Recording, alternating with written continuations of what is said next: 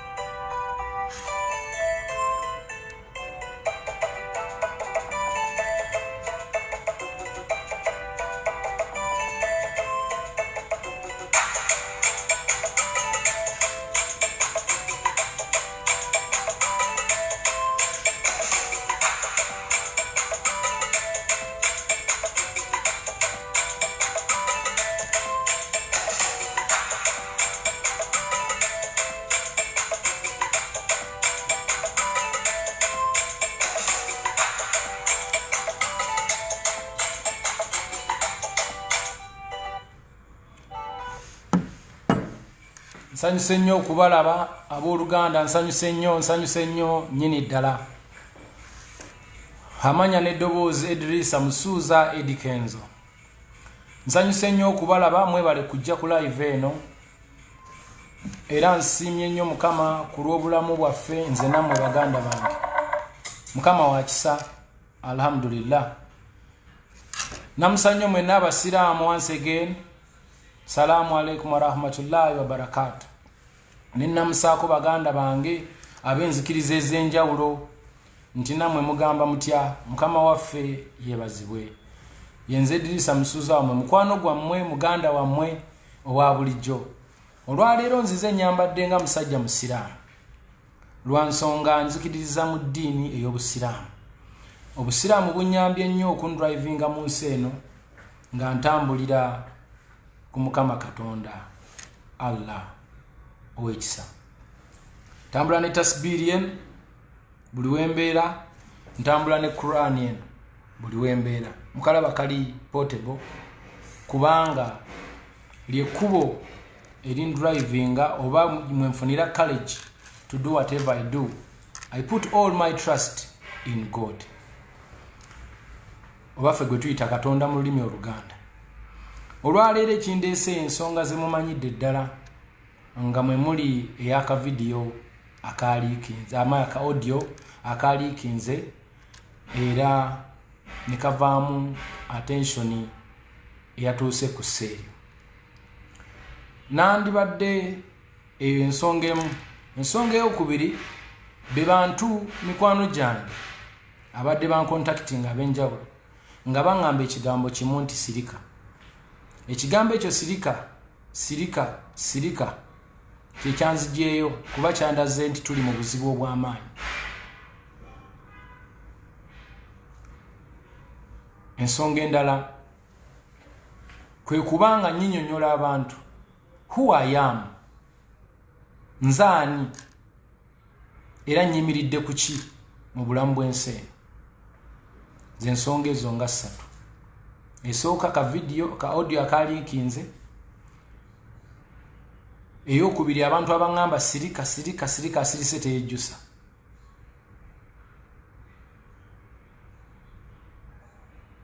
ensonga eyokusatu oba eyokuna kwe kussaamu abantu ekitiibwa kubanga abantu bonna bwe bafuuka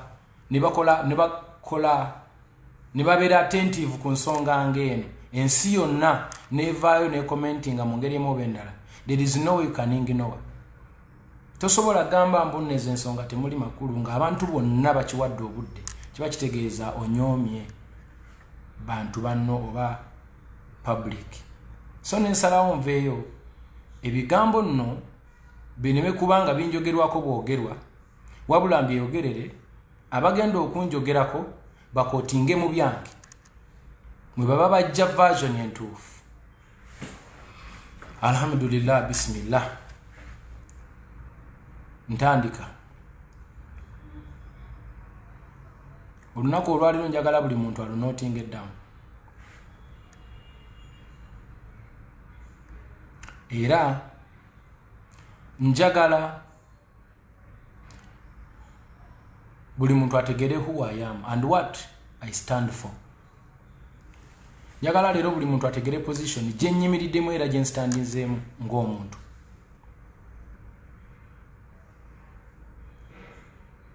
Ngenda kutandika n'emikwano gyange baganda bange mwenna abanjagalidde ebbanga abampagiridde ebbanga manfudde kyendi nange oluusi ne mbaako benfuula kibali. I cannot ignore you nenga kansirike sigenda kwogera kintu kyonna ku nsonga yakutte ku ggwanga lyonna. I have to speak up. I'm here. So banange kantandike ne nsonga ya ka voice note akagenze nga kasatulating abantu bonna nikagenda viral. Nja kusanyuka nnyo senga muba bakakkamu ne mumpulirizaako then oluvannyuma ne munnyombesa oba ne mumpabula. Mbadde nsaba buli omu akkakanye obusungu bwe abanyivu mukakanye emotions nga nange bwe nakkakanye mumpulirizeeko. Please listen to me. Bwe munaamala okumpuliriza then abasasulwa okuvuma musobola okugenda mu maaso naye n'abo ababadde bakwatiddwako ne muyomba oba ne muvuma olwakuba nti nomwanyiize mwate nsaba mubeere bakulu nnyo mu nsonga eno kuba njagala mukwate ne peeni mwogere muwandike ensonga ze ŋŋenda okwogera. Bwe mba nkozeemu ensobi napositinze ne mpita abantu abali intellectual oba abantu abakakkamu mu mitima oba abantu abategeevu. Njagala okuwabulwa, njagala okukyusa ensonga y'okubeera nga tutambuza omutima oguyomba ogwevuma ogulwana tudde mu intellectual tusobole okuba nga we can challenge each other intellectually ng'abantu abategeevu era abaagaliza Uganda ebirungi. Nze mu Uganda muno bwe nazaalibwamu nyina ensonga. Mukama Katonda yalina ensonga lwaki saazaalibwa Zambia oba Malawi oba Tanzania nenzaalibwa Uganda Masaka nsobole okugatta ku Buganda ne Masaka ne Uganda okutwaliza awamu. Era ensonga lwaki ndi kyendi because I know where I came from and that's where I'm gonna go after all this. Gye balinziika. Ngenda kwogera ebigambo bino nga sitidde nga neesigama ku ddaala ery'obusiraamu obutabuswaza. Ngenda kwogera mazima mbeerere. Ikurani ndiwa. Nazaalibwa kwongera ku Uganda, saazaalibwa kutoola ku Uganda. Nkiddamu omulundi ogwokubiri. Nazaalibwa nyongere ku Uganda, saazaalibwa kutoola ku Uganda. Ntandika ne ka voice note. Omusajja yaliikinga voice note eyo atera nnyo okunkubira ne tunyumya ku busiraamu kuba musiraamu ne tunyumya ne ku politics kubanga ffenna tuli bakulembeze nze naawe alaba. Buli omu mukulembeze mu ngeri ye. Osobola okuba nga okulembera famire yo ne bw'oba tolina famire osobola okuba nga okulembera obulamu bwo. So ffenna tuli bakulembeze mu biti byaffe. so tunyumya nnyo ku bukulembeze naye bw'oba onyumya ku bukulembeze oluusi politics agiramu so tolina bw'oyinza kumwewala era tulina emboozi ezitugatta ne bannange bangi nnyo ab'enjawulo okuva mu bibiina eby'enjawulo nze nnyina mikwano gyange okuva mu buli kibiina ky'ebyobufuzi mu Uganda wano ate era nnyina mikwano gyange okuva mu independent abali independent with independent mind because I believe in freedom of speech. Tunyumya n'omusajja emirundi mingi ku bintu eby'enjawulo. Sometimes we disagree, and I think most of the times we disagree, but we remain friends. Kuba fenna tuli basiraamu, and we believe in Allah subhanahu wa ta'ala, and we believe in God. Same as to other many people. Benjogera nabo, sometimes we agree or we disagree, but we agree to disagree, and that's why I deal with them, because they're intellectuals, they are smart. Bamanyo nti n'obuntu n'omuntu. Voice note yoyo yagenda okujja nga ndi frustrated, nga nyina ennaku ku mutima, nga nyina obusungu bungi. Nze Mukama yantonda nga ndi short tempered. Obusungu bwange bujja mangu, ate obusungu bwange bugenda mangu, and I forgive so quickly. So yagenda okunkubira nga nyina byendabye bwe nsinzira ku bizze binkolebwa mbutuufu navaako Bobi Wine. Naye nga y'omu ku bantu badayadi ba Bobi Wine nga nange bwendi. So bwe twogera bye twogera byonna, eno call nali nkubira omuntu. I was calling someone. I was talking to a friend about our friend that we all love and support, Bobi Wine Kyagulanyi Ssentamu. I was talking to a friend, and we were talking about a friend. Towuliriza voice note eno ng'olinga awuliriza interview nti nabadde ku interview nga nyina gwe nkubira. No, giwulirize as a leaked audio, a leaked phone call recorded by someone bwe nyinza okugamba nti yandiddemu olukwe, kubanga nadde sikimusuubiramu. Naye ndi musanyufu nnyo nti audio eyo yatambudde. Osanga Mukama Katonda alina kyayagala okuyisaawo, and it is the reason why I am here today with the Quran, because I'm going to speak the truth.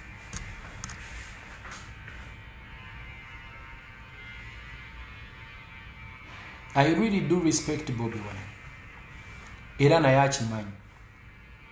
Njagala nnyo Bobi Wine, era naye akimanyi.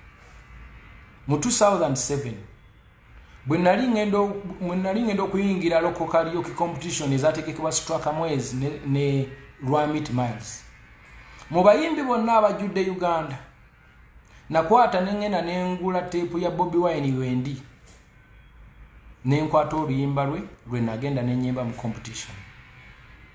Mukama yannyamba. Bobi Wine najja. Narunda Bobi Wine okulaba nga mujjako at least autograph era nagifuna. That's how much I love this person. Njagala nnyo Bobi Wine. I'm a big fan, and is my source of inspiration because he's a ghetto youth. Fabana be mu ghetto tutunulira nnyo yasitusa okuva mu ghetto. Atuwanye essuubi nti oba oli awo nange nsobola okufuuka ng'omusajja oyo. Omuyimbi asinga okunnyimbira ennyimba ne zinnyumira ye Jose Chameleone ne Bobi Wine.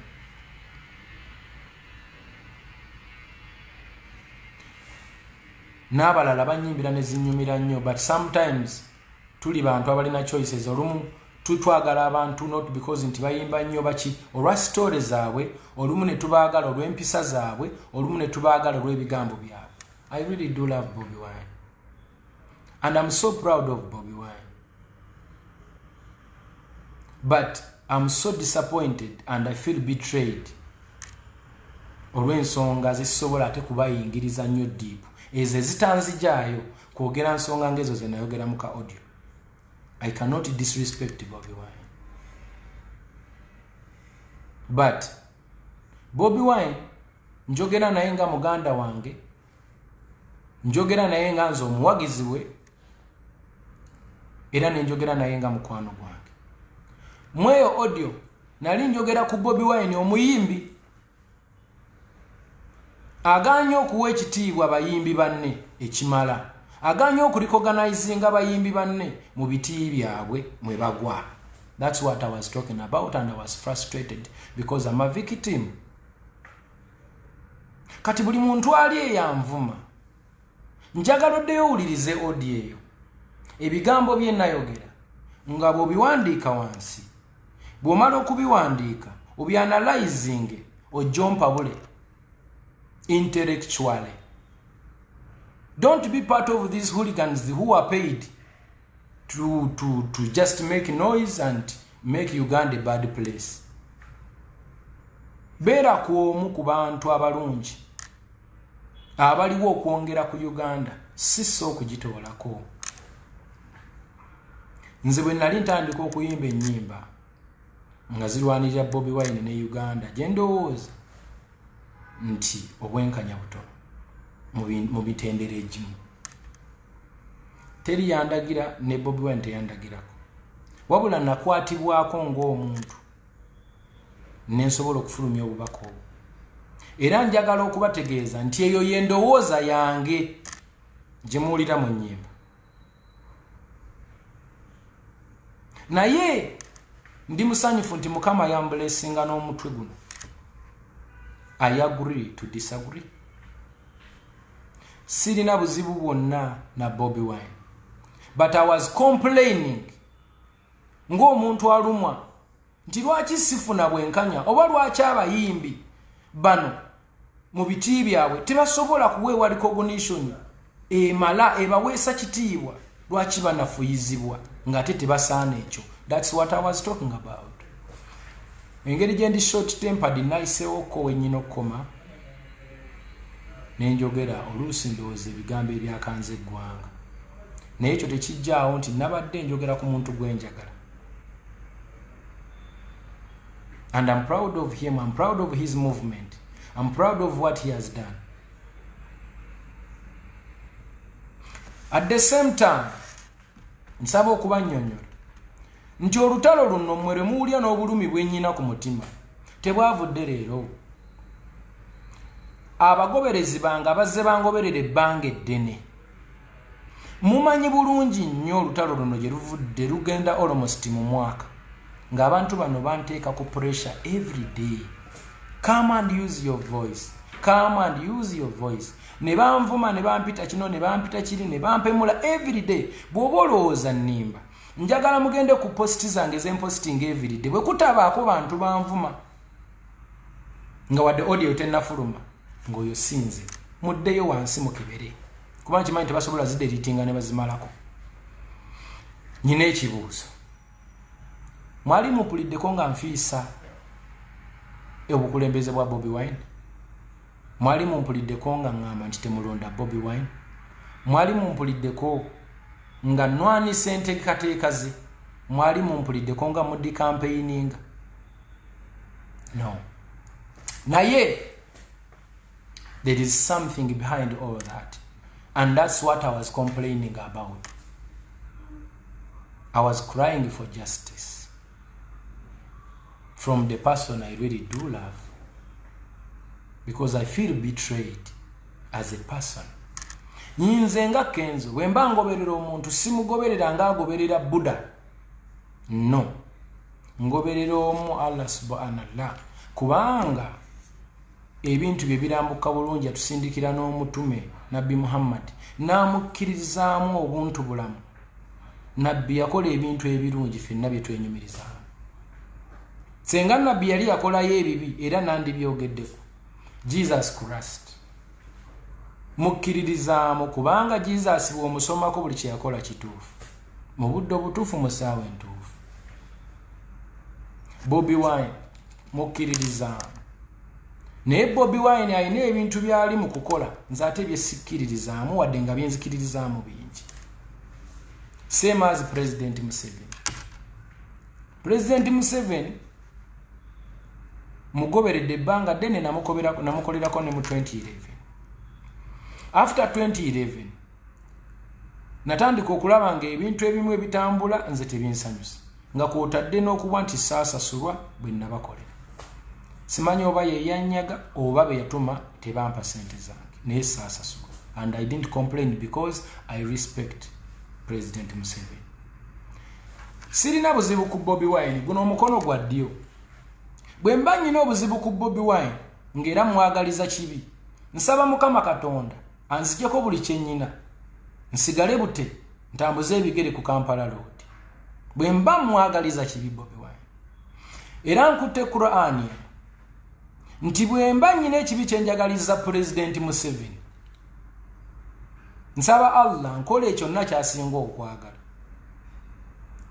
Bwe mba nnyina obuzibu ku mukulembeze yenna ow'eggwanga lino, nsaba Allah nkole buli kimu kyasinga okwagala. Bwe mba nnyina obuzibu ku muntu yenna eyanvumye oba abantu abalina enzikiriza zaabwe ez'enjawulo, nsaba Allah ankole kyasinga okwagala. Sibalinaako buzibu, but some of them I disagree with them. I disagree with the Honorable Kyagulanyi olw'ebintu ebimu bya driving. I disagree with President Museveni olw'ebintu ebimu bya driving. I do agree with Bobi Wine olw'ebintu ebimu byatambuza. I do agree with President Museveni olw'ebintu ebimu byatambuza. Ku bantu ababadde basinga okunvuma nga bannanga okuba nti nagenda ewa Museveni, nsaba okubategeeza nti ebizibu byammwe ne President Museveni bye mumunyiigirako, ebyo nammwe byammwe, nze nange bye munyiigirako byange ne bye musiimako byange, era nnyina eddembe erinzikiriza okubyexpressinga mu bitundu bibiri, okumugamba nti kino kirungi n'okumugamba nti kino kibi. Nze ng'omuntu sirina gwe nsalirawo, sirina gwe nfoosinga, sirina gwe nnemereza, sirina gwe nnwanisa, but I'm fighting for freedom, for my peace. Omuntu yenna ngamba mbu lwaki wakyalira Museveni oba oli mukunzigulako lutalo, kibanga bw'oŋŋamba nti lwaki oyagala nnyo Bobi Wine, lwaki oyagala nnyo Besigye, lwaki oyagala nnyo Mugisha Muntu, lwaki oyagala nnyo Erias Lukwago, lwaki wenyumiriza nnyo mu Nambooze, ate lwaki oyagala nnyo Amelia Kyambadde, oba lwaki oyagala nnyo Geno Katumba Wamala. Kubanga bakulembeze abakwatiridde Uganda eno gye nsobodde okugaggawalira mu munansonyiwa, siri mugagga nnyo naye ate siri bubi, kubanga mu nsi eno kasita ofuna abaana n'ofuna ettaka n'amayumba n'ofuna emmotoka oba olinako wootuuse, ebyo nno tebyandibadde bikulu kubanja kubireka, naye kasita oba n'obulamu, obulamu kya bugagga. Yensonga lwaki mpa President Museveni credit, kubanga ebbanga lyonna lyembedde mu nsi namusanga afuga, tanzitangako ate nerwanyeeko nembaako byonna byenfuna. Singa President Museveni wano yateekawo ko ku lutalo wano mu Central Buganda oba mu Uganda wano, nembanga nfunamuko okulemesebwa, nandibadde sirina BET, sirina baana bange, sirina nyumba zange, sirina mataka gange. Nze nno munnange ntobye nentuuka n'okuba nti nagula ne ku beach, era abantu tugenda liirayo ebyennyanja obudde bwonna. Kati sinza butamuwaka credit yako. However much I also do disagree with him. Sinza butawa Bobi Wine credit zaagwana nti Bobi Wine alwaniridde eddoboozi ly'omuntu we wansi okubanga liwulirwa. I thank him for that. Munfuna bulungi. Nze ndi wano okwe-expressinga what I believe in as a person. I'm not here to speak for nobody. I'm not even to speak for my children. I'm here to speak for myself as a Dikenzo. I'm expressing my feeling on a honest point of view. Wonna wawulira nkoze ensobi nsaba noting ojompa bulemu. Nsaba wabeeyo omuntu ajja ambuulira nti lwaki nnyina okuwalana Museveni mu bulungi obw'ekitalo. Nyinyonyola lwaki nnyina okumuwalana. Era ombulire lwaki sirina kwogera naye mu butungi obw'ekitalo. Bw'onna mpa points zo nga ndaba zimakinga sense, I will stop. Era njagala ompa ensonga lwaki gwolowooza mpala na Bobi Wine. Bino ebintu tusobola obikola on camera nga n'abantu balaba ne tufuna discussion ng'abavubuka abategeevu. Nebino ebintu byogenda nga tuvuma ensi yonna muswaze ensi yonna byebimu ku bintu ebyanzijja mu layini y'okubanga ntambulira mu mbeera eyo ey'obuwagizi bwa people power kubanga nalaba nga waliwo ebintu ebikolwa nga nze sibikkiririzaamu ate siri ndiga nti ngoberera bugoberezi nze ndi muntu alina byenjagala okubanga biyitawo ndi muntu alina kyayagaliza Uganda eno okujongerako kati nange nnyina byendowooza nti biyinza okukola ne bitambuza Uganda era ne bigitwala mu maaso kati gwe bwe mba nkugoberedde nga nkuli mabega naye nga ndaba tokkiriza kuwabulwa toyagala kwogera n'abantu toyogera kutoba abantu budde toyagala then nze ngamba kati kanzireke ebbali kuba kati kino kinsusse naye sigamba nti bambi mpalana mukulu wange mwagala nnyo era mwagaliza nnyo I wish him all the best Kurani njikutte bwe mba mulinako obuzibu Allah njijulire mu bulamu bw'ensi eno bubi nnyo oba ndekewo mbonaabonereko si mulinako obuzibu alaamu aramayi njogera nga nkutte Kurani nze nagenda ku Kaaba ne ngyetoolola ne nsaba Allah ekisonyiwo byonna bye nali nkoze mu nsi eno ansonyiwe bwe mba nga nnimbye nga nswaza Allah Katonda gwe nzikiririzaamu nga Bobi Wine nnyina kye mwagaliza ekibi era bw'abaayo omuntu yali ampadde ssente nti genda okyaye Bobi Wine abantu oba genda ofiise Bobi Wine nga baazimpa nti genda omufiise era Mukama nkole kyasinga okwagala na meetinga President Museveni ne twogera bye twayogera ne muviira nga taŋŋambyeko kigambo Bobi Wine nayogera ku byange ebyenkwatako ne industry ng'omuyimbi kuba nali ntutte award though nandisabye this time engeri gye nvumiddwa n'enkyayibwa abaagalwa abange abamu ampa obudde President Museveni oba asobola mubuulire ku mboozi eno gye mpiseemu era mubuulire lwaki embeera eri bweti senga anaaba mpadde omukisa alhamdulillah nandyagadde omunnyonnyola ekiri ku ground kuba nkimanyi era kye nandisabye ow'ekitiibwa Kyagulanyi ampite magere aŋambe Kenzo tusobole okulaga ekifaananyi abantu mmwe abali eyo nti ensi terina kulwanagana bulwanaganya wabula okuteeseganya ate kye kisinga obukulu mukkiriza mu Jesus Christ and Nabi Muhammad njagala mutunulira abantu abo ebintu bye baakola n'engeri bwe baahandolingamu ensonga kyali kikulu nnyo y'ensonga lwaki mubakkiririza omuntu yenna yeegulumiza ne yefuula Sipiria n'alowooza nti ye tagambwako ne batuuka n'okugamba nti tasobya then nze ng'omu awo mba nzirako ebbali nze nno nsobya era nzikiriza nti ne bwe nayogedde okuva we natandikidde mpaka wano nandiba mistakes ze naakakola tezibalwa naye nsaba abantu abali eyo abatuufu abawuliriza nga baloola byenjogera bimakinga sense naye nga tebakkiriziganya nabyo nsaba mujje tu ajuinge intellectual as intellectuals as smart people who are patriotic, people who wish good for the country. Tuogere ku bintu bino munyambe nange mbayambe tusobole okufuna solution. Ne tuli mu kuyomba, tuli mu kulwana, tuli mu kuwemula, tuli mu kuswaza ensi abaganda muswaza obuganda nga tetulina solution. We are just fighting. What are we fighting for? This is not even fighting for freedom, because if you don't have freedom of speech, then you don't have freedom.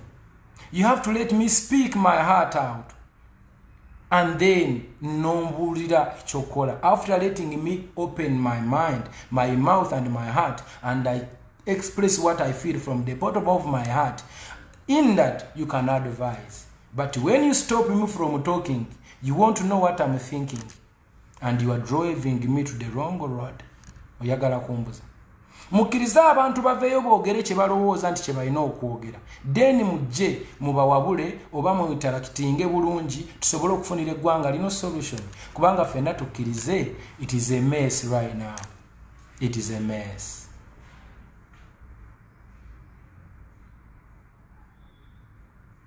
Onfuna. Waliwo abantu abasasulwa okuvuma. Abo bo mubaleke bagende mu maaso kuba ogwo mulimo gwabwe. It is a job, it is part of maybe the strategy.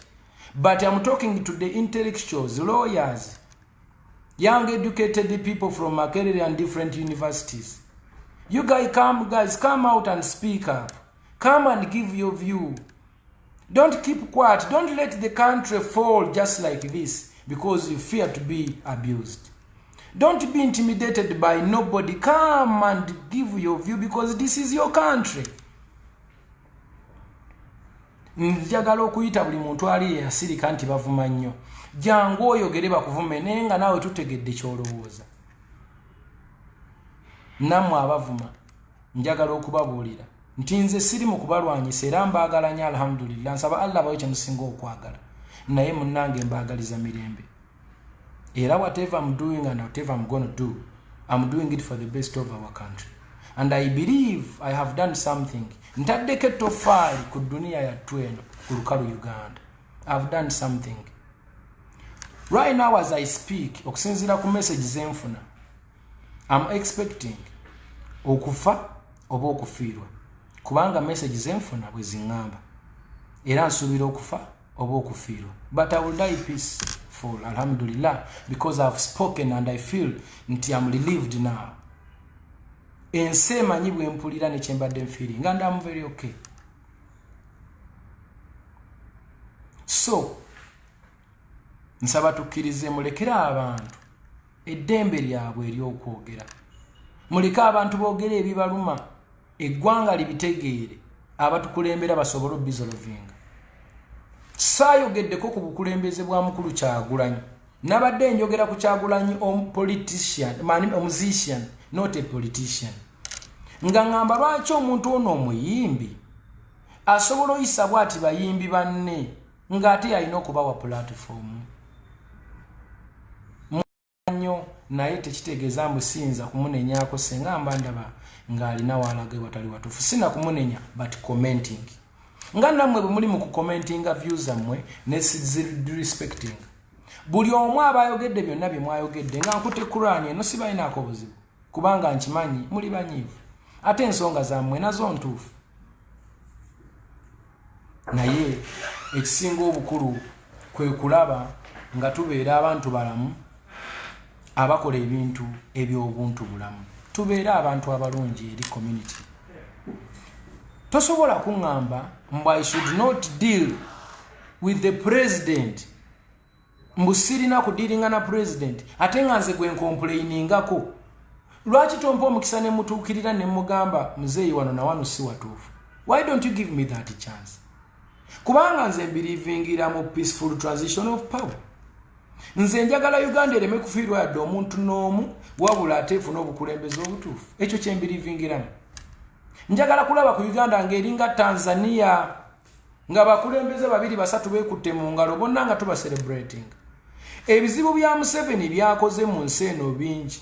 Naye ate n'ebirungi byakoze nabyo bingi. Mmwe abamu temwagala kukikkiriza neffe abamu tukkiriza. Kubanga nze Eddy Kenzo senga Museveni yateekawo olutalo mu myaka gino 10. Senga siri kyendi era senga siri mu kwogera nammwe kati. Ekyo siyinza butakimuweera credit.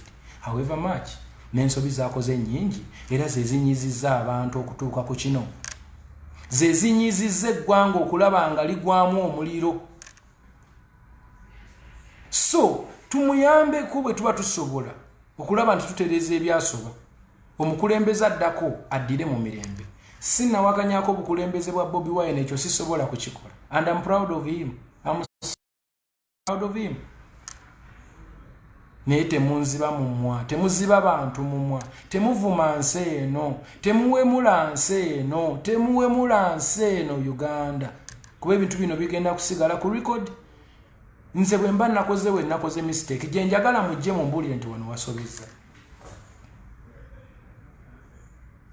Naye ebintu by'okuvuma abantu abakulu, muntu alina emyaka 75 n'omukakanako n'omuvuma ng'ovuma omuntu ajja gurandiwa somebody somewhere there. N'omuvuma nga bw'owulira nti ovuma omuntu kwegamba let's not do this. Zino bino ebintu by'okunafuya abapresidenti ba Africa. It is a strategy. I'm not doing this in trying to protect Museveni. No, I'm using my knowledge because I'm well traveled and I'm learned. I'm exposed.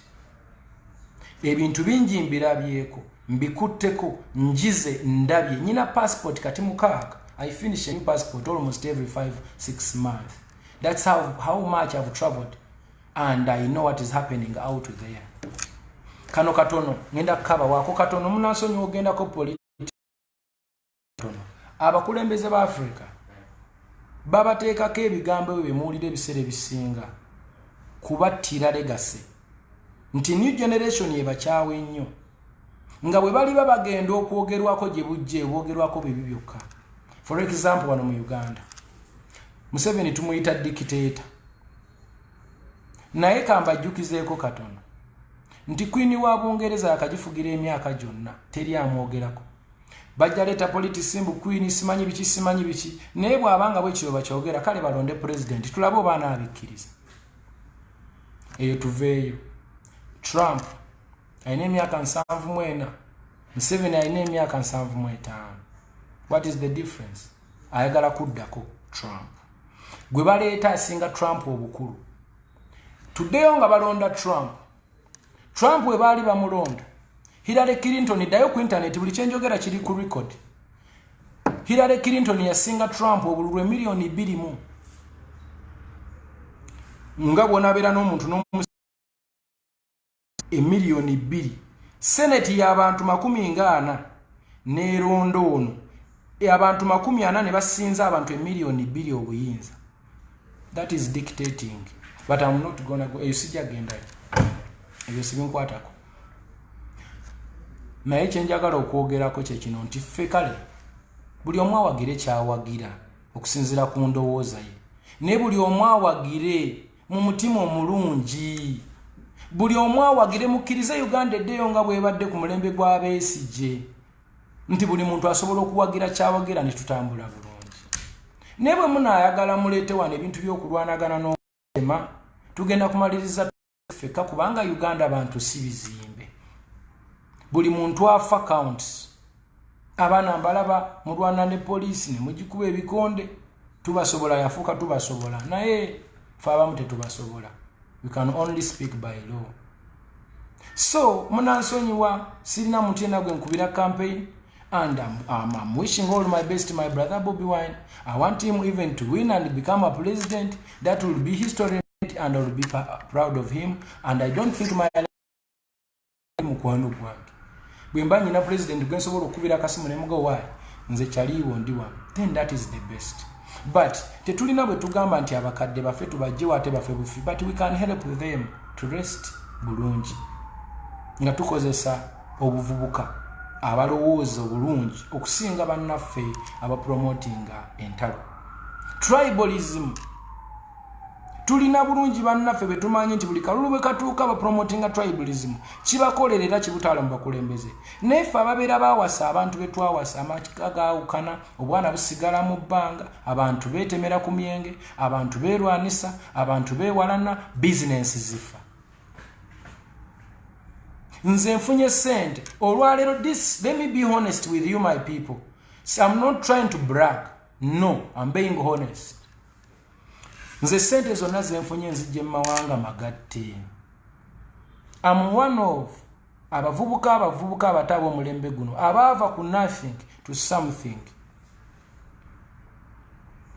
Nga sente nzijja mu bantu balala bwe mpromotinga tribe emu oba bbiri, then mbasiri fair eri Mukama Katonda yampa omukisa ogwo. Banange nze saagala tribalism, ekyo nkyogeredde wano. I respect everybody, I love everybody. I love people from all over Uganda. I love people from all over the country. I'm not a racist. I love all the people because I believe in one love. Nze kimanyi muli banyiivu era mulina ebigendererwa byamu. Nensaba mukkirize tutambulire mu nsi ey'emirembe, ekyo kye kisobola okututwala mu maaso. I'm here to express what I feel inside me. Bwe naamala obyogera bino njagala video eno mugisaving.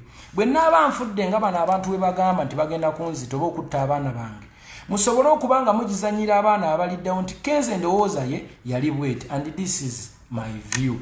I believe in peaceful transition of power. I believe in respect the elders. I believe in respecting each and everyone ku myaka gye. And I do practice this. Abantu ababeera nange, you know, I practice this. I love everyone. However much nti nno tuli frustrated. Nanga I'm part of you guys. Siri musanyufu. nange ndi omukumwe aba complaining abanyigiriziddwa. I'm also oppressed in my own way. But fighting is not the solution, my people.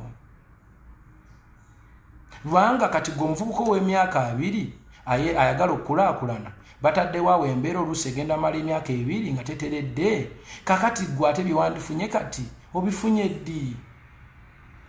Omwana omuto abadde alina ogenda ku ssomero asome. Nayogera bino nyina n'engeri gye nsobola okufuluma eggwanga lino at any time kuba obusobozi mbulina ne family yange. How about you, my dear brother, somewhere atalina na passport? So sija genda nnyo mu bingi, but I'm speaking my mind and I'm ready to die as you guys promise me. But this is what I believe in. I'm independent. I don't belong to any political party. I'm independent with an independent mind. I'm waiting to vote. Nali ngambanga nti ngenda kulonda gundi era nerinnya n'endoogera olw'embeera gye mumpisaamu ey'okunvuma n'okunvolonga n'okwagala okummalamu ekitiibwa kati nasigazza genda kulondera ku ballot. Nze mmanyi gwe naalonda. I'm an independent person and I will vote. I'm ready to face all the challenges ezigenda okujjira ku bino. Bino byonna mbyogera kubanga I'm passionate and patriotic. I love my country. I believe in mistakes. Mistakes nga batukulembe okubayambako okuzikollectinga. Naye waliwo olumu tunenyanga naffe tulina okwenenyamu lwakuba ffe tweyagala nnyo. We will love ourselves so much and we forget even anything else. Okitegeera. So nze mbadde nsaba gwenga gwe obuvunaanyizibwa bw'olina wali ogenzeeko ddi ewa chairman wo n'omunenya nga bw'onenya abakulembeze bonna abalala nga bwe tubanenya n'omugana naye ebintu byakuno bitambula bitya? Lwaki abavubuka abakubwa kuno? Lwaki poliisi eyo tetugenda nga ab'ekyalo ne twogera ne osoyo kyakola ng'ebivuyo gino? Lwaki mutabani wa gundi akola bwati mwakomadde okola bulungi bwansi oba okulongoosa omwala? Naffe tulina ebizibu byaffe lwakuba tetubitunulamu. Kati nno nze ayogera naawe nali nkikozeeko mu busiraamu bwe nzikiririzaamu, nali nkikozeeko ate ne nkikola ne mu buwangwa. Nze nva waffe Masaka. Kati kanjogere ku bukulembeze bwange nga nze omu. Mu busiraamu abasiraamu tebakkiriza kwogera bye bakoze, naye ngenda kubyogerako olwaleero kubanga waliwo ekizibu kye tuli mu kusolovinga, and that's what I'm doing today. Abasiraamu nsonyiwa okwogera ebyenkoledde obusiraamu, ngenda kubyogera lwa nsonga nti nnyina omuntu gwe njagala okulaga nti ffenna tulina obuvunaanyizibwa okutambuza eggwanga buno mirembe, era buli omu akkirizibwa okukola omulimu gwe. Siri mu byagamba mbu ate londo ono oba londo oli, no, ebyo byokulonda mbirekedde mmwe era no campaigning nga nkulekedde mmwe, era buli muntu njagala alonde gwawulira nti yamusingira. Naye ebintu by'okwevuma, okuswaza ensi, okwettattana, okumalako abantu eddembe ly'obwogezi, ebyo mubireke bantu bange. Wakati nze gwe mugamba okutta eno ngitaddeko ettoffaali. Nyina obwana bwange buto mugamba mugenda kuwutta. Naye lwaki tufuna enjogera eyo? Naye kyamukisa mulungi ndikoze video eno. I will die happy and very happy. Alhamdulillah. Era bwe nva wano ngenda genda e Masaka ndaga abantu nti bwe ndiba nfudde munteekanga wano. Kubanga kati kyenjogekedde I think. But I'm happy. Nze nagenda ewaffe mukyalo. Kati njogera ku bukulembeze obwange kubanga I don't need to be in parliament to help my people. No. I only need to be myself, the original me, and I help my people. Nava wano nengenda mukyalo. Nyina we nasooka nengula yiika 2 era we naziika muzeeyi wange. Emyaka bwe gyetooloola 2 kyafuuka ekibuga. Nengamba wano sijaawo. Nfuna nengenda ku ssaza nengulawo yiika 2. Nembalamu nga yiika 2 ziyinza obutamala olw'abantu bembeera nabo abangi n'ebirala. Ate nga nawo ndaba mu myaka nga 2 kiyinza okubeera ekibuga. Neeyongerayo mu kyalo nembako wengula awantu ewaneneko. Bwe natuuka mu kyalo, ekyalo kyaffe bakiyita Kijumbula. Era bw'oba ogenze n'otuuka ekijumbula ekyo kiri mu Kirumba. bajja kubuulira nti Kenzo ewuwe wali era we muli nteeka senga bino byonna biba bitambudde bubi oba bulungi alhamdulillah nze siri wano kubeerawo forever. Bwe natuuka ku kyalo okwo nga maze okusasula nga nguze enkeera waalwo naddayo nempita abatuuze ne mbagamba bannaaye nagamba chairman mpitira abatuuze njogereko nabo bamanye ne mbeyanjulira ne mbagamba bannaaye Enzo omuyimbi wa Mwediriisa Musuuza Kenzo nazze kugula wano kubanga I believe this is a good village. Muline ettaka eddungi muline ekyalo ekirungi and I believe nti tusobola okubeera kuno mirembe. Ne mbagamba naye sizze buzzi wabula n'enkulaakulana nzireese. Buli gwe nali naye mu lukiiko yalowooza nti nze Musuuza nzize kwesimbawo. Ne mbagamba nedda sizze kwesimbawo naye nzize okuleeta enkulaakulana kuba nze Eddie Kenzo ate nzize. Nakwata miliyoni 10 ze sinnabawa kubanga tebannampeereza pulaani ya SACCO. Ne mbagamba nyine miliyoni 10 era nakati nzirina bwe baneetereza ngenda gendeyo bambule pulaani nzibawe. Ne mbagamba nyine miliyoni 10 njala tutandikawo kasaka akatono tulabe kayinza gejja katya kasobola okuyamba ku kyalo kyaffe. Era ne mbagamba nti ekkubo lino kuba ekkubo lyali teririmwangako bukyanga tuba babaawo mu nsi teritanga mu tractor. Ne mbagamba engeri gye ndi Eddie Kenzo nja kukozesa ka influence kanga akatono ekkubo lino lijja kulimwa. Okuva ku kkubo okutuuka ku kyalo kyaffe zile dakiika nga 2 ku 15. Nakwata ekkubo ne ngenda ewa Kasoro atutwala member of parliament. Ne mugamba bw'oba omanyi nti wali olinnyeko ku kyalo kyaffe n'ojja okusaba akalulu honorable ng'era olina minisita tusaba otulimire ekkubo lyaffe eryo okolagana ne bekikwatako balirime. Bw'oba oganye honorable I'm going to decampaign you ewaffe togenda kujjayo kalulu honorable Kasoro nali ntudde naye mu meeting mwagala nnyo mukwano gwange but I was going to decampaign him. Nasanyuka nnyo okubanga ndi Ivory Coast nenfuna essimu okuva mu kyalo nti ekkubo baalimaze. Nayogera n'ab'ekyalo mu meeting eyaddako ne tukubira ab'amasannyalaze nga tubabuuza kiva ku ky'okuba nti ffe tetulina amasannyalaze era kyetaagisa ki. Ekyo kye tuli mu kukolako. Nayikondo kuba amazzi bagakima wala ku luzzi agonja kugabasimira kubanga nakagula esibbanga ddene emyaka ndowooza nga gumu kitundu tugenda mu 2 ate nga sitera gendayo nnyo kuba mbadde busy nga travelinga nnyo. Otherwise senga mbadde nnyo nga mbeera nnyo Uganda nandibadde bingi nabikolako. Saakomaawo ne njogera ne mukwano gwange Umaro ne muga Umaro oli musajja musiraamu oyagala nnyo obusiraamu n'ekyalo kyaffe omuzikiti mukadde nnyo. Umaro yeetema agenda zimba omuzikiti gwe ku kyalo kyaffe. Church nze ngenda kugyezimbira. Waliwo akasomero kaffe akasomesa abaana okuva ku P1 mpaka ku P4 basomera mu kayumba katono tebalina ngatto tebalinaki. Natula ne tiimu yange Eddie Kenzo nga tukozesa Eddie Kenzo Foundation ne tugula engatto bonna era ne tubagulira uniform bonna. Ne ngenda mu Richard Hand nga nkozesa mukwano gwange Humphrey nabimanya ne mubuliramu essomero lyaffe eryo ku kyalo.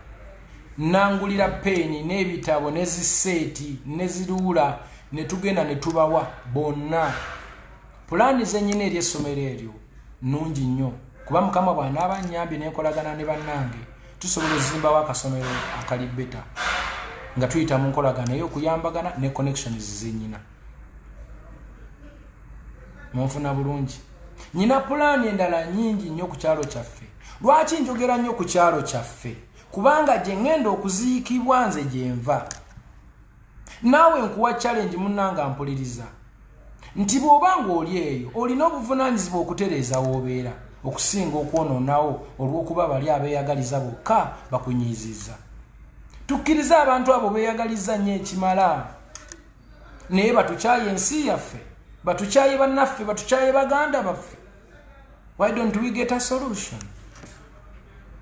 Gwe solution yeyinza okuba nga yakulonda Mwami Kyagulanyi, thank you very much. Omulala solution yeyinza okuba nga ganze mzee agira abeerawo naawe weebale. omulala ayinza okubanga ganze nja kulonda FDC webale nenze kye nandisabye temwandibadde partisan wabula mulonde abasobola temulonde ebibiina londa asobola kubanga tulina abantu abali mu opposition abalungi nnyo ate tulina abantu mu NRM era abalungi nnyo nga wadde pate yaabwe nga bwe mundaba waliwo wetu kyankalinyiza wangi nnyo era ensonga lwaki tuli mu mbeera bweti namwe gye mulaba ensi yonna ekutta akati bayombesa omuntu ng'Eddy Kenzo ayongeddeko wabula tatoddeko olw'okuba nti nno leaked voice note and it is leaked ate yavudde mu side yeeri sinze nagitadde bali be bagitadde omusajja agamba oyo mbu yagiweereza eri baagala edduke ku Bobby ntule ne tusolvinga ensonga kubanze Bobby namuweereza video voice note nga muwe ebitiibwa byonna nembimalayo era ne mwenyonyola lwaki njagala mu meetinga nali njagala kwogera ku ebyo ebinnuma era namwe bwe muwulira mu voice note eri nali ngezaako okumunnyonnyola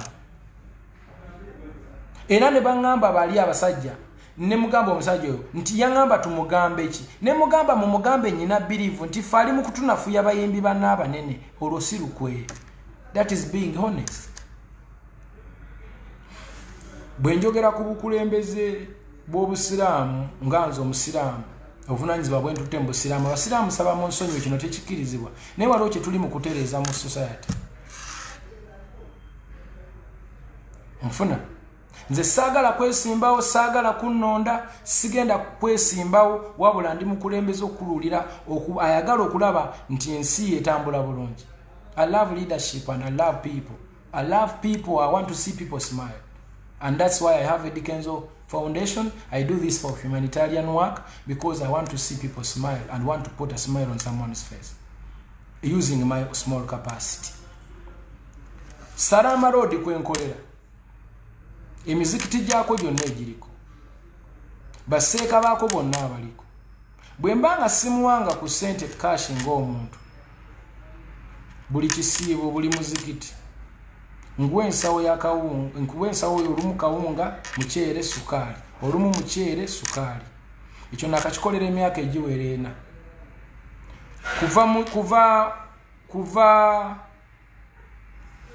Kibuye mpaka Munyonyo nakakikolera emyaka ng'ena nga sisosodde muzikiti nagumu wadde nali nkusaalidemu oba sikusaliranga bwe nali nkyali ku street nga ndi ghetto hustler nali ntobera nnyo mu Kisenyi nyina omuzikiti gwe mu Kisenyi nakivubo we naliranga ogwo muzikiti nakagube koguwa embeera eyo eye mu kisiibo okumala emyaka gyonna gye maze nga nkulaakulanye ng'omuyimbi. That is like 10 years and more.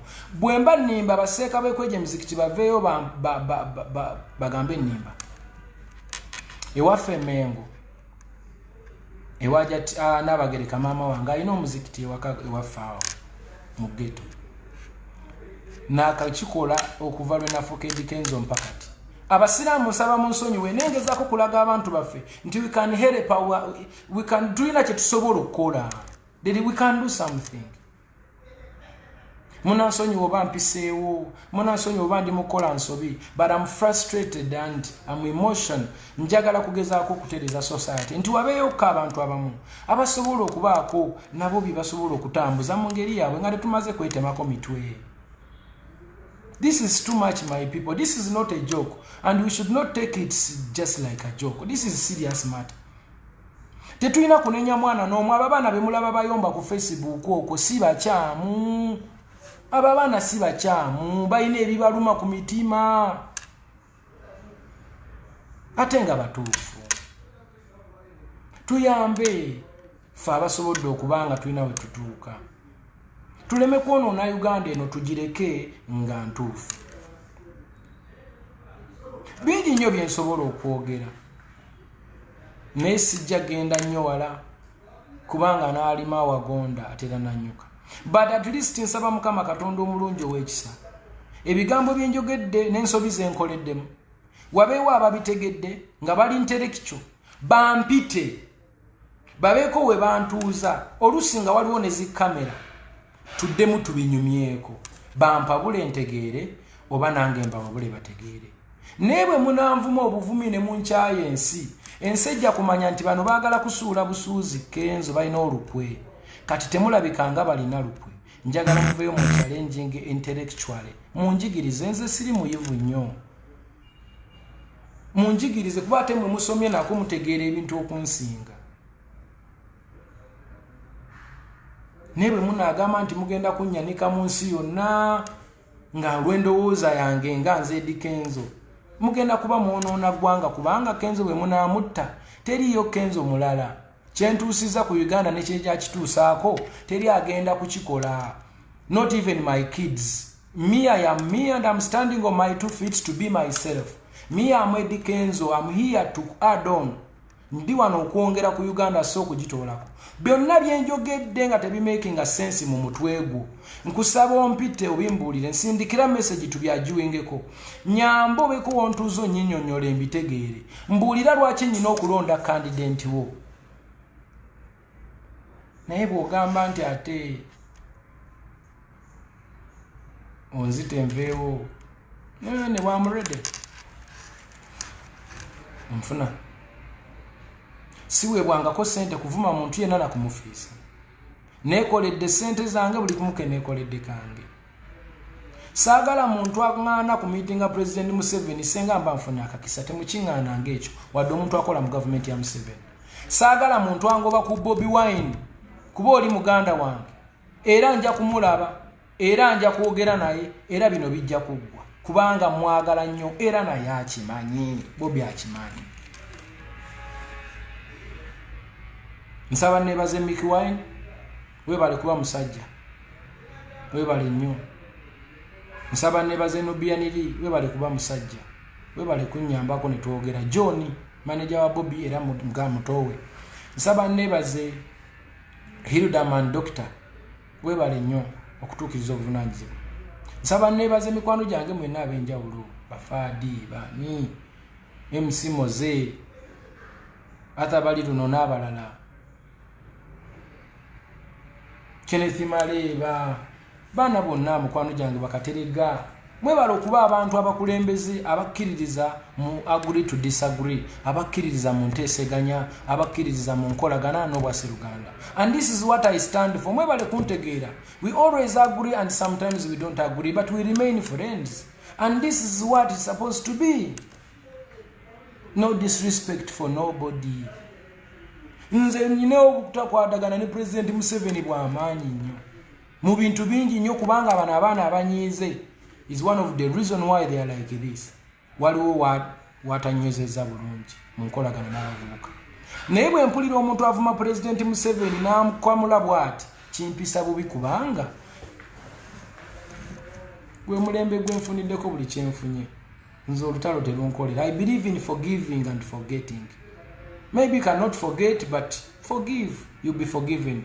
Give, you'll be given. Share, you'll be shared for. Bless, you'll be blessed. MashaAllah. Mudini zonaze sisosola. Sisosola muntu n'omu buli omu mwagala. Era abantu abali abasuubira okunzita, munzite nga mukimanyi nze mbaagala nnyo. I love you guys from the bottom of my heart. Alhamdulillah. Kikyandiseza Qur'ani yange nontambula nayo mu nsawo buli wembeera. Era kyekyanyamba zange omusiraamu okubalaga nti no byenjogera mbyogera nze kuba bwe naafa bagenda kunziika bwe nti ng'omusiraamu kati amuhiya eno video temugyerabiranga mugiterekanga emyaka gyonna abaana n'abazzukulu ne bagirabako this is what I believe in and this is who I am. I might be an hypocrite ku side y'omulala, I might be a right person ku side y'omulala, but this is who I am and eno yendowooza yange. Nze government bwebendetedde omulimo ogw'okugikolera gwongere ku Uganda I cannot sisobola gana kubanga nze siri mu kuzanya politics asigenda kwesimbawo wabula bwe kiba kigenda yamba ku Uganda I'm so happy to put a tofali on my country n'okuyamba abavubuka kubanga obwo obusobozi mbulina nze manya abavubuka kyenyizo bakolera inshallah singa manfunye obusobozi. Era ndowooza management yange naku zine badde eri mu nteeseganya ne Ministry of Tourism so that I can promote tourism internationally and locally. Senga tuba tufunye omukisa ogwo ne babanga baate kubanze mbadde mu quarantine era mwenkyali bagenda kundischarginga abaggulo lwa leero nga byawedde, I will be so glad. Nja kukozesa omukisa ogwo okukyusa obulamu bw'abavubuka bangi bwe baana aba bagumpadde kubanga tebasobola kuŋŋamba nti nno ogenda kuleeta abalambuzi opromotinga e Uganda ng'ate abantu si basanyufu. Tosobola kuŋŋamba nti nze nakene ekya nensayininga nga Kenya Tourism Ambassador ng'ensi yange weeri ekyo ekintu kyali kikyamu era nakolanga neebwalabwala nga saagala na kubyogerako. Unfortunately contract ya Kenya nagisayiningira Uganda ku Sheraton. Naye bwe banaaba bateeseganyiza ne bakama bange benkola nabo nga bakkiriziganyiza terms and condition ne mbikaminga tourism ambassador, I will be very happy, grateful to help abantu bange nga mpita mu bulambuzi. Kubanga ate bwe banaagaana I will resign. Me, I love people. I don't nsiri mugagga nnyo but ndi mumativu mu mutima, alhamdulillah.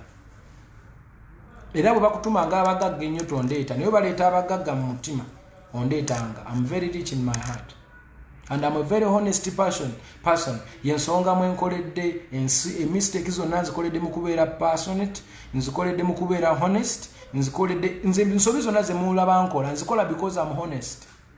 I speak the truth. Nze njogera n'ebinswaza nembabulira obulamu bwange mwempise abantu ne balowooza nimba ngezaako kwegula mbungula buganzi. Nze seegula buganzi, saagala kwegula, saagala kabampaane. I'm here to be a Dikenzo. Ebyokubeera famous and simanyi kubeera sweetheart abantu banjagala nnyo bansuute. No, I'm doing what I am doing because I know one day I'm going to leave this world and I go. So I'm using each and every chance I have in Uganda or in Africa to add on so kutola. Bino emirimu gye ngenda okuleka nga nkoze mu nsi muno gye emirimu egigenda okunfuula omuntu tomorrow nga navaawo legacy. And that's why Bobi Wine is my hero. He has done something that I can see that change weeri already. N'abantu abaali bafugafuga ebyokusaaga kati baazuukuse. What a man. What a great personality.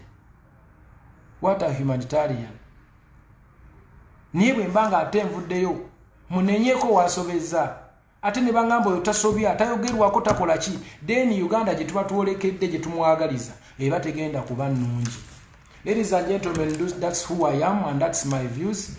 Byoyo yenze awo wenyimiridde bwabeerayo abavubuka abakkiriziganya nange nga byenjogera mu byagadde nsaba mujje munneegatteko mumpe n'amagezi tuyinza kuyambagana tutya tuve mu bintu by'okwerwanyisa. Tusobola okwekolamu ekibiina ne tusonda ssente ne tubako bye tukola. Tusobola okuyiya mu ngeri yonna. I'm here to be with you people so that we can be together and unite our country. We can make better a Uganda nga tuli wamu ngera tuteesa. Naye bwe tuneevuma ne tweswaza ne twedobongola ne twefiisa ne twagala okwesuula ne twezza wansi, nothing will happen. Nze musuuza gwe mwagala okusuula oba okukyaya ensi. Mukama Katonda byampadde si bingi nnyo era nkyayagala okufuna ebitonotono. Naye ate byennyina nsobola okutandikirawo, nsobola okulima alhamdulillah. Nja kuddako e Masaka mbalage n'ennimiro zange. Muyinza olowooza nsaaga, nja kubalaga amataka gange. Okitegeera? Mbalage byenkoze n'ensuku zange n'amatoke gange n'emmwanyi zange. Nsobola okuddeyo n'ennima naye sigenda kubeera hypocrite.